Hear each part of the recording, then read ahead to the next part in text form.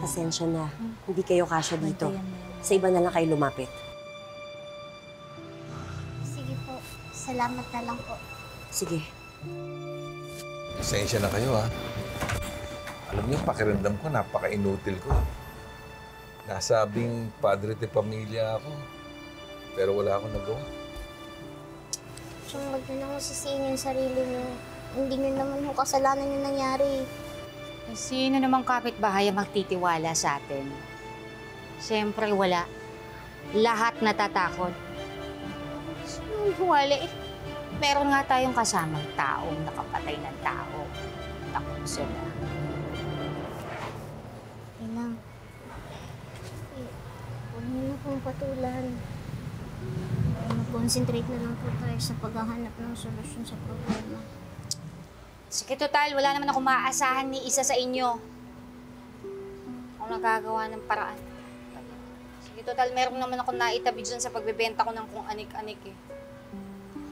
Ako na muna magpapaluwal para meron tayong pambayad dun sa marirentahan natin sa gabing ito. Talaga? Mine?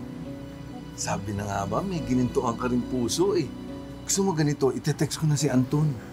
Magpapahanap na akong bakanting apartment. Sige na. Ha? Pero sandali ha, para maliwanag lang, hindi ito bigay. Ha? Share-share pa rin tayo sa pagbabayad ng renta. Aabunuhan ko lang ngayon, pero sisingilin ko pa rin kayo sa mga ambag ninyo. Sinabi ko yun ha, maliwanag. Okay. Ang saklap ng kapalaran ko, Lilet. Lahat ng naipon ko, pinagpaguran ko, para pambayad sa bahay at lupa. Nauwi sa wala.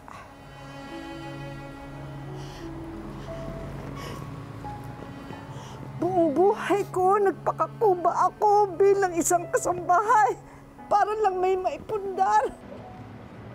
Tapos ngayon, lahat yun laho na parang bula.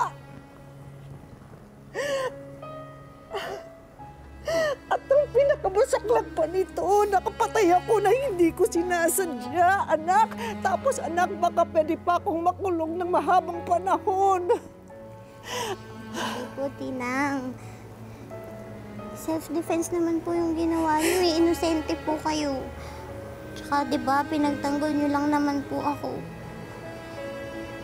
Kahit na po kasuhan nila kayo, kahit saang korte pa po tayo umabot, lalaban po tayo.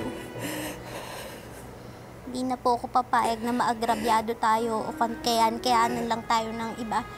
Ito na po ang huling beses na may tatapak sa karapatan natin, Tina. Pinapangako ko po sa inyo. Babaguhin ko yung sarili ko. Mas magiging matapang at palaban ako. Pinapangako ko po sa inyo, Tina.